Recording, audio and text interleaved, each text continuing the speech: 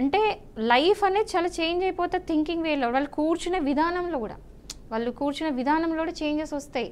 So అది అంత trauma అనేది వాళ్ళకి ఎప్పటికీ ఉండిపోతుంది. ఇది పేరెంట్స్ ఎందుకు గమనిస్తలేరు నాకు అర్థం కావట్లేదు. సో స్టూడెంట్స్ పక్క పెడితే ఇక్కడ చిన్న పిల్లలు అంటే 10th ఇంటర్ వాళ్ళకి అంత మెచ్యూరిటీ ఉండదు, వాళ్ళ లైఫ్లో వాళ్ళకి ఏం కావాలి, ఏ కాలేజ్లో జాయిన్ కావాలంత నాలెడ్జ్ ఉండకపోవచ్చు, డిసైడ్ చేసేది పేరెంట్స్. సో పేరెంట్స్ ఫస్ట్ తెలుసుకోవాల్సింది ఏంటంటే చదువు ఇంపార్టెంట్, బట్ చదువుతో పాటు మీ పిల్లల మెంటల్ హెల్త్ కూడా ఈక్వల్లీ ఇంపార్టెంట్. మీ పిల్లలు ఎప్పటికైనా రాణిస్తారు. ఎంతమంది గవర్నమెంట్ స్కూల్లో చదువుకున్న వాళ్ళు మంచి ర్యాంక్స్ కొట్టలేదు, ఎంతమంది డాక్టర్లు కాలేదు, ఎంతమంది ఇంజనీర్ కాలేదు, ఎంతమంది ఐఏఎస్ ఐపీఎస్ కాలేదు, ఎంతమంది మీరు హిస్టరీ చూడండి, గవర్నమెంట్ స్కూల్లో చదివిన వాళ్ళు కూడా ఐఏఎస్ ఐపీఎస్ అందరూ అవుతారని నేను అనను. కానీ ఎవరైనా ఆ స్టూడెంట్కి చదువు మీద ఇంట్రెస్ట్ ఉన్నది అంటే ఖచ్చితంగా వాళ్ళు రాణిస్తారు. మనం చేయాల్సింది మోటివేషన్, ప్రెషర్ కాదు. వాళ్ళకి పిల్లలకి చదువు ఇంపార్టెన్స్ ఏంటి, చదివితే ఏమొస్తుంది, దానివల్ల లాభాలు ఏంటని చెప్పేసి మనం మోటివేట్ చేయడం వేరు. బట్ మోటివేట్ చేసే ప్లేస్లో బలవంతంగా నువ్వు ఖచ్చితంగా ఇదే చదవాలి, నువ్వు ఖచ్చితంగా ఇన్ని మార్క్స్ రావాలి అని వాళ్ళకు ఒక టార్గెట్ పెట్టి వాళ్ళని టార్చర్ పెట్టి ఇట్లాంటి స్కూల్స్లో జాయిన్, చాలామంది ఎట్లా అంటే డబ్బులు లక్షలలో కట్టి జాయిన్ చేస్తూ ఉన్నారు. సో ఇవన్నీ కూడా లాస్ట్కి వచ్చిన యూజ్ ఏంటి? ఎందుకంటే మీరు గమనించాల్సింది ఏంటంటే పేరెంట్స్కి చెప్తున్నాను, మొత్తం బట్టి నాలెడ్జే, బట్టి కొట్టడం, ఎగ్జామ్లో పెట్టడం అంతే. అంటే చదివిందంటే అక్కడికి వెళ్ళి కక్కేయడం, అక్కడ వాళ్ళకి నాలెడ్జ్ పెరిగింది ఏమంటే ఏం లేదు. జస్ట్ బట్టి కొట్టే నాలెడ్జ్ ఎన్ని రోజులు గుర్తుంటుంది? మ్యాథమెటిక్స్ ఎవరైనా బట్టి కొడతారా? ఇలాంటి బట్టి కొట్టి వాళ్ళు ఎగ్జామ్స్ రాస్తే ఆ నాలెడ్జ్ ఎప్పటికీ పనికిరాదు, వాళ్ళ జాబ్ చేసే టైం పనికిరాదు, మీరు ఐఐటీ కొట్టినా పనికిరాదు. రియల్ నాలెడ్జ్ అనేది కరెక్ట్గా చదువుకుంటేనే వస్తుంది. అది మంచి ఎన్వైర్న్మెంట్లో, పీస్ఫుల్ ఎన్వైర్న్మెంట్లో చదివిస్తేనే పిల్లలు మంచిగా ఉంటారు, మళ్ళీ మెంటల్ హెల్త్ కూడా బాగుంటుంది. ఎందుకంటే మీరు చూసినరా ఆఫ్టర్ కోవిడ్ ఏమవుతుందంటే చాలామందికి మెంటల్ హెల్త్ ఇష్యూస్, డిప్రెషన్ అనేది వస్తుంది.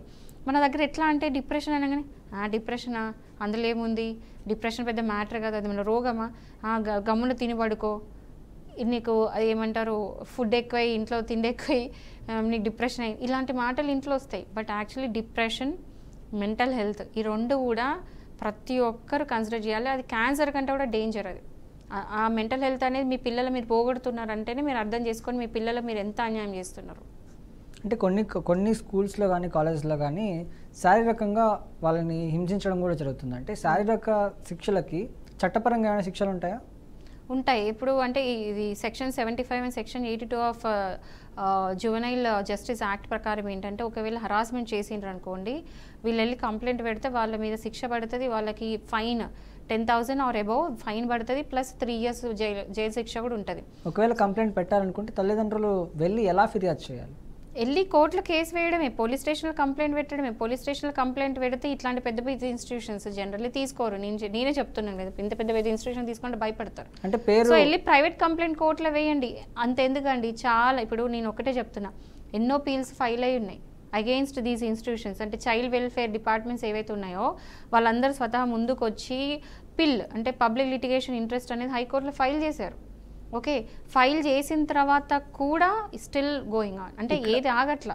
ఇక్కడ అంటే పేరును దాచిపెట్టి అట్లా కూడా ఫిర్యాదు చేయడం అనేది సాధ్యమవుతుందంటారా? పేరు దాపెట్టి చేయడానికి ఫిర్యాదు అయితే అవసరం, అది కుదరదు. కంపల్సరీ పిటిషనర్ పేరు ఉండాల్సింది కాబట్టి పిటిషనర్ పేరు పెట్టే చేయాలి. సో పిటిషన్ ఏం దాపెట్టి చేయడానికి లేదు. బట్ నేనేం చెప్తున్నాను, ధైర్యం లేకపోతే అందరు యునైట్ అయ్యి అందరూ ఒక అంటే గ్రూప్ ఫామ్ అయ్యేది, ప్రతి ఒక్కరు ఎవరైతే సఫర్ అవుతున్నారో పేరెంట్స్ స్టూడెంట్స్ వెళ్ళేసి కంప్లైంట్ పెడితే అయిపోతుంది. ఒకవేళ పోలీస్ స్టేషన్ కంప్లైంట్ తీసుకోకపోతే ప్రైవేట్ కంప్లైంట్ కూడా ఫైల్ చేయొచ్చు ఏదైనా కోర్టులో. అయినా కూడా పిల్స్, నేను అదే చెప్తున్నాను, ఇదంతా కూడా గవర్నమెంట్ చేతిలో ఉంది. గవర్నమెంట్ ముందుకు వచ్చి ఏదైనా యాక్షన్ తీసుకుంటే తప్ప వీళ్ళ చేసేవి ఆగవు. సో మన ముందుకి సీఎం రావాలి, ఈ ప్రజెంట్ ఉన్న గవర్నమెంట్ ముందుకు వచ్చేసి వీటి మీద సీరియస్ యాక్షన్. ఎందుకంటే పెద్ద పెద్ద సంస్థలు ఇవి, త్రిమింగల్ లాంటివి ఎస్టాబ్లిష్ అయిపోయి ఆల్రెడీ ఉన్నాయి. వీళ్ళని అంటే వీళ్ళ అగెన్స్ట్ వెళ్ళడం చాలా కష్టం. సో గవర్నమెంటే ముందుకు వచ్చి యాక్షన్ తీసుకుంటే తప్ప ఇందులో ఏది మార్పులు చేర్పులు చేయడం కష్టమే. అసలు ఈ నారాయణ శ్రీ చైతన్య ఆరోపణలు అన్నిటికీ నారాయణ శ్రీ చైతన్య వాళ్ళు ఏమైనా సమాధానం చెప్తున్నారు మేడం? వాళ్ళు అసలు దీనికి ఆన్సర్ ఇవ్వరు. మీరు అడ్వకేట్ వెళ్ళి అడిగినా, మీడియా వెళ్ళి అడిగినా మాకు సంబంధం లేదు అసలు దానికి. They don't even care to answer. So ఈ రోజు వరకు అయితే ఇన్స్టిట్యూషన్ ముందుకు వచ్చి వాళ్ళ మీద పెట్టిన అలిగేషన్స్కి ఏ రోజు కూడా ఆన్సర్ చెప్పలేదు. వాళ్ళకి తెలిసిందల్లా కంపెన్సేషన్ ఇవ్వాలి, కేసు క్లోజ్ చేయాలి, అంతే. అంటే ఈ వ్యవహారాలపై న్యాయస్థానాల నుంచి ఎలాంటి ఆదేశాలు లభిస్తున్నాయి? ఇప్పుడు ఆల్రెడీ మన తెలంగాణ హైకోర్టు నుంచి అంటే ఎవరైతే ఒక కేసు ఫైల్ అయిందో ఈ ఇన్స్టిట్యూషన్స్కి అగెయిన్స్ట్గా ఎందుకు ఫైల్ అయింది అంటే ఒక 68 కాలేజెస్ అంటే చాలామంది ధైర్యంగా ముందుకు వచ్చేసి కేసు ఫైల్ చేశారు హైకోర్టులో.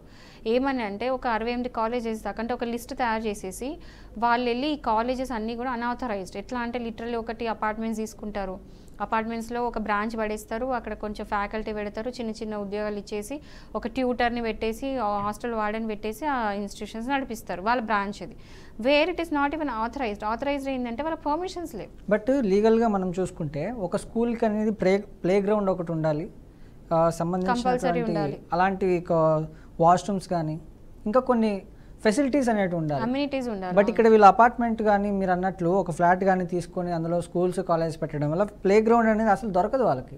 ప్లే గ్రౌండ్ అయితే ఉండదు. అపార్ట్మెంట్స్ అంటే ఎట్లుంటుందో మీకు ఐడియా ఉంది. అపార్ట్మెంట్లా తీసుకొని దాని క్లాస్ రూమ్స్ లాగా మొత్తం వాటి ఇన్ఫ్రాస్ట్రక్చర్ చేంజ్ చేసి క్లాస్ రూమ్స్ లాగా పెడతారు. సో అక్కడ ఏంటంటే మీరు అన్నట్టు ప్లే గ్రౌండ్ ఉండదు, ఏముండదు. కొన్ని బ్రాంచెస్ మాత్రమే ప్లే గ్రౌండ్స్ ఉంటాయి. దాన్ని అల్లు అర్జున్, శ్రీలీల వీళ్ళు వెళ్ళి ఎండాస్ చేస్తారు, యాడ్స్ ఇస్తారు, ఇది చాలా మంచి కాలేజు, ఇంత పెద్ద ప్లే గ్రౌండ్ ఉంది, ఇది ఉంది, అది ఉంది అని చెప్పేసి వీళ్ళు చెప్తూ ఉంటే జనాలు పిచ్చోళ్ళలాగా వాళ్ళు చెప్పింది వినేసి వీళ్ళు వెళ్ళిపోయారు. అసలు వాళ్ళ ముందు కూడా కేసు పెట్టాలి. ఇట్లాంటి రాంగ్ ఇన్ఫర్మేషన్ ఇస్తూ జనాలని రాంగ్ మిస్లీడ్ చేసుకుంటా అసలు వాళ్ళకి ఏమి కూడా తెలియని నాలెడ్జ్ కూడా లేని వాటిలో వేలు పెట్టి వాటికి యాడ్స్ చేస్తున్నారు. యాడ్స్ చూసి జనాలు వెళ్ళి వాళ్ళ పిల్లలని ఇన్స్టిట్యూట్లో జాయిన్ చేస్తున్నారు. సో అందరూ కూడా ఇందులో కల్ప్రిట్సే. ఈరోజు ఇంతమంది సూసైడ్ చేసుకుంటున్నారు అంటే ఒక్క క్షణం ఆగి ఆలోచించాలి ఎవరైనా అసలు ఏం జరుగుతుంది అని చెప్పేసి. ఇక్కడ మీరు అన్నట్టు అల్లు అర్జున్ శ్రీలీల గురించి మాట్లాడుకుంటే శ్రీలీల శ్రీ చైతన్య కాలేజ్కి బ్రాండ్ అంబాసిడర్.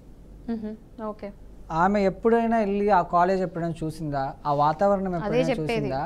ఆవిడ మాత్రం స్క్రీన్ ముందుకు వచ్చి అంటే నిర్భయంగా ఈ స్కూల్లో జాయిన్ అయిపోండి, కాలేజ్లో జాయిన్ అయిపోండి అని చెప్పేస్తుంది. ఆ యాడ్స్ కూడా మనం చూసుకోవచ్చు, ఆవిడ బ్రాండ్ అంబాసిడర్ కాబట్టి. అసలు ఇన్ని సూసైడ్ జరుగుతున్నా, ఇన్ని ఆత్మహత్యలు చేసుకుంటున్న విద్యార్థులు, ఇంత ఇబ్బందులు ఉన్నా కూడా వీటిని ఏవి పట్టించుకోకుండా స్టిల్ ఆమె ప్రమోట్ చేయడం అనేది కరెక్ట్ అంటారు? మీకు ఒకటి చెప్పాలా, కనీసం ఈ సూసైడ్ అవుతున్నాయి లేదో కూడా ఆమెకు తెలియదు. అంటే డబ్బులు ఇస్తున్నారు, ఇన్ని మినిట్స్కి ఇన్ని సెకండ్స్కి నేను వచ్చి ఒక యాడ్ చేస్తా వరకే వాళ్ళ మోటో, వాళ్ళ ఏమంటారు వాళ్ళ బిజినెస్ అంతే. ఆ తర్వాత ఇప్పుడు మీరు అన్నట్టు వెళ్ళి ఏ రోజు కూడా ప్లే గ్రౌండ్ ఉందా, నిజంగా వాళ్ళు చెప్పే ఫెసిలిటీస్ ఈ కాలేజెస్లో ఉన్నాయా అనేది వాళ్ళకి సంబంధం లేదు.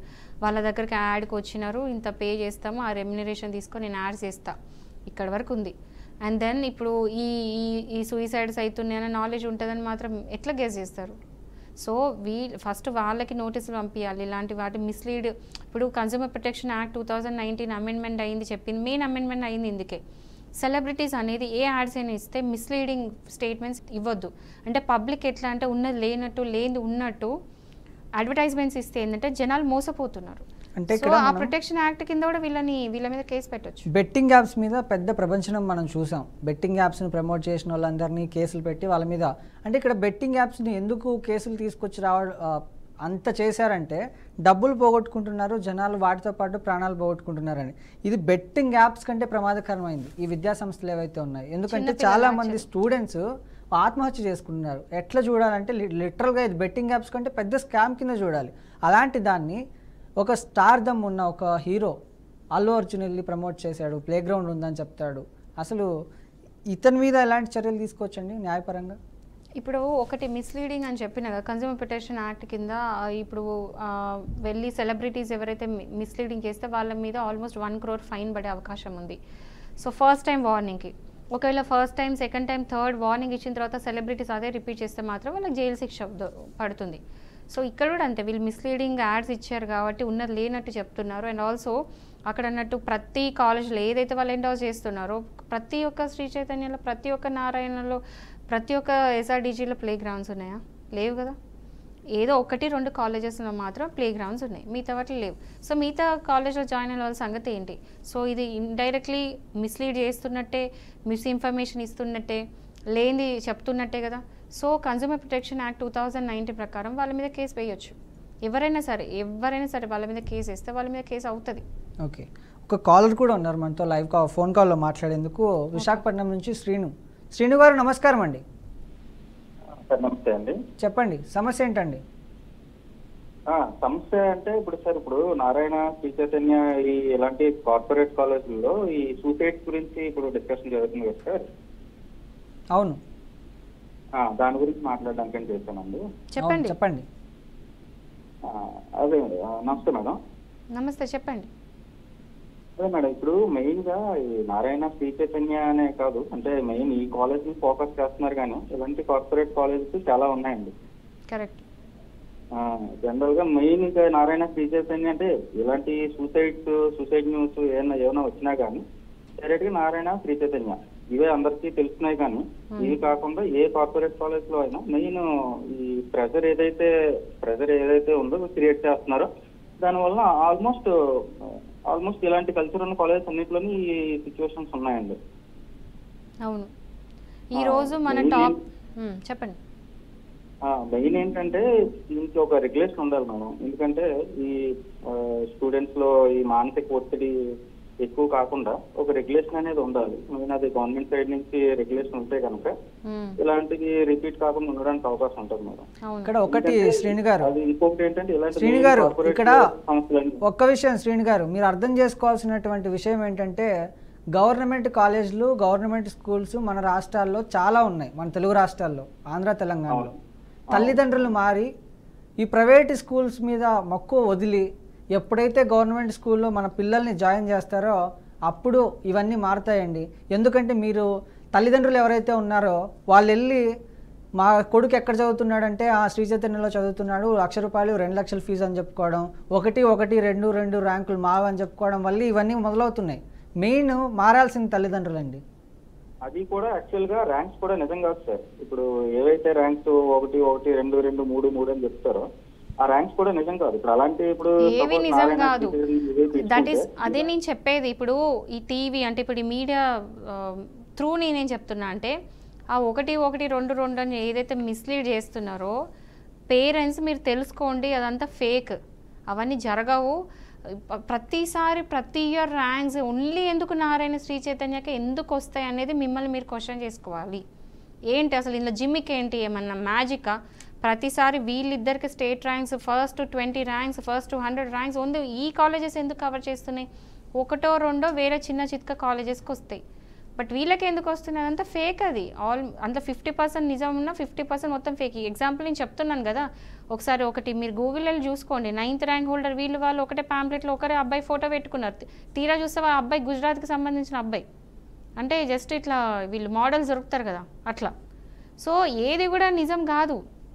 అండ్ శ్రీ చైతన్య చదివిస్తేనే మా పిల్లలు చదువుతారు, మా పిల్లలు ఐఐటి కొడతారు అని ఒక మిస్లీడింగ్ ఉంది చూడండి. ఆ మైండ్లో నుంచి ఫస్ట్ తీసేసుకోండి. ఎందుకంటే అందరు పేరెంట్స్ కనుక ఇలాంటి కాలేజెస్లో మేము చదివియ్యాము అని గట్టిగా కూర్చుంటే ఈ కాలేజెస్ ఎందుకు నడుస్తాయి? నడవవు. వీళ్ళు చేసే ఈ అరాచకాలన్నీ కూడా ఆగుతాయి కదా. గవర్నమెంట్ ఎట్లా యాక్షన్ తీసుకుంటలేదు, హైకోర్టు నుంచి ఇంత స్ట్రిక్ట్గా ఆర్డర్స్ ఉన్నా కూడా ఇంటర్మీడియట్ బోర్డ్ అనేది పట్టించుకోవట్లేదు, ఏం చేయట్లేదు. సో ఎండ్ ఆఫ్ దట్ ఇప్పుడు మిగిలింది ఏంటి? పబ్లిక్ చేతిలో ఉంది. ఇలాంటి కాలేజెస్లో జాయిన్ చేయకండి. ఎంత మంచి మంచి కాలేజెస్ ఉన్నాయి, మీరు వేరే కాలేజెస్ కూడా ఛాన్స్ ఇచ్చి చూడండి. ఇప్పుడు మొత్తం వీళ్ళే అంత బిజినెస్ చేసుకుంటే పోతే మిగతా కాలేజెస్ నడవనప్పుడు ఇప్పుడు ఆ క్వాలిటీ ఆఫ్ ఎడ్యుకేషన్ దొరకదు. తనన్నట్టు ఇప్పుడు మన యాంకర్ అన్నట్టు గవర్నమెంట్ స్కూల్స్లో జాయిన్ చేయండి.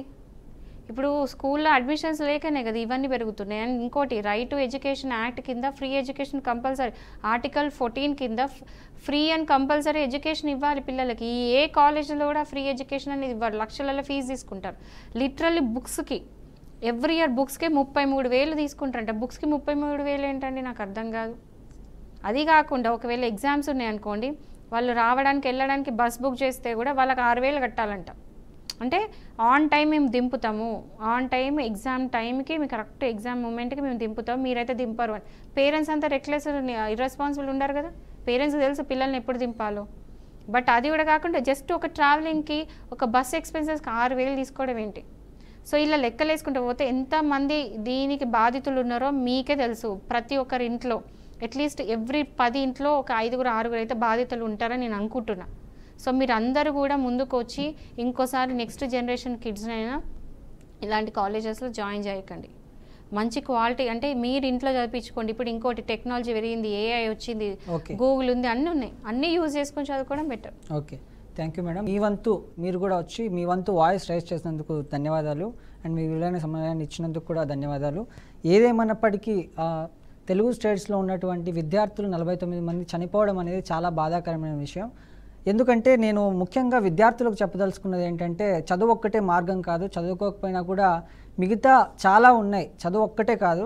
అండ్ తల్లిదండ్రులకి ముఖ్యంగా ర్యాంకుల కోసమో మార్కుల కోసమో మీరెవరికో చెప్పుకోవాల్సిన మీ బంధువులకి మా కొడుకు ఇంత ర్యాంక్ వచ్చింది అని చెప్పుకోవడం కోసమో దయచేసి మీ పిల్లల్ని ఇబ్బంది పెట్టకండి. చదువు ఒక్కటి మార్గం కాదు. సో ఇది వినైనా కూడా కొంతమంది అయినా మారుతారని నేను భావిస్తూ ఇది ఈనాటి బీఆర్కే న్యాయవేదిక ప్రోగ్రాం. మళ్ళీ వచ్చే ఎపిసోడ్లో మళ్ళీ కలుసుకుందాం. అంతవరకు చూస్తూనే ఉండండి బీఆర్కే న్యూస్, తెలుగోడి సత్తా.